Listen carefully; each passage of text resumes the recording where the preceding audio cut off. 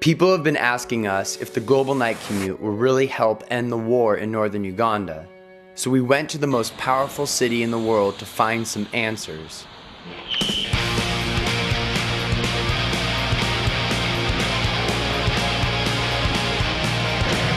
These are three young dudes that saw a chance to do something, saw something wrong, and said, what are we going to do?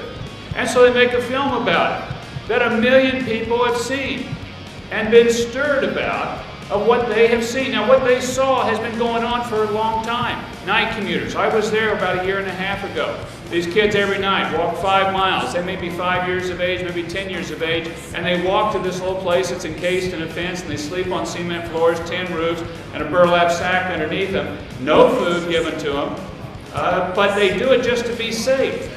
They are night commuters, and they do it strictly to be safe. Each day that goes by, more kids are maimed and killed. And that's why we don't have the luxury of time.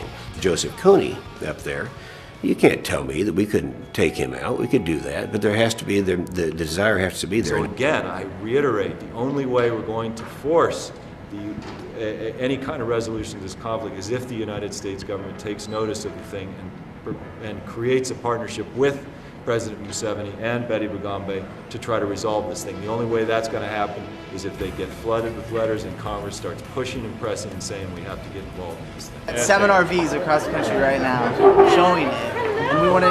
They're asking us like, what can we do to help end this war? A couple of things that I would say. Number one is first and foremost, get involved yourself. I can name right now 20 or 30 different things, causes that people are rallying around, and this just isn't one of them. Yeah. And this is the kids. In so many issues that you work on in this town, there are vast institutional opponents.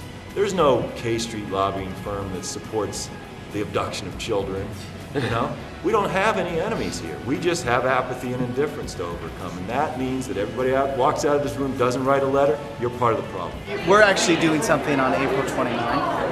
I heard about this, that you're going to do a night commuter activity for people to do it. It's so important to do, and it changes the world. It changes the world. Would you consider walking? Yeah. Even yes, in I would. Kansas? But would you Global Night Commute all the major colleges? You know, we could do that. I mean, we you could could do that, yeah. If you had known about the Holocaust, would you have done something?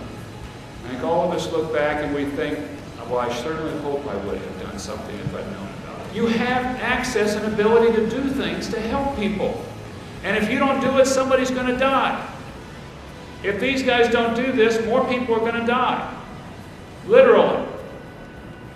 They're going to die because there's no voice, it's not heard, it's not seen, it's invisible. They're invisible children, and they're going to die because you didn't do something.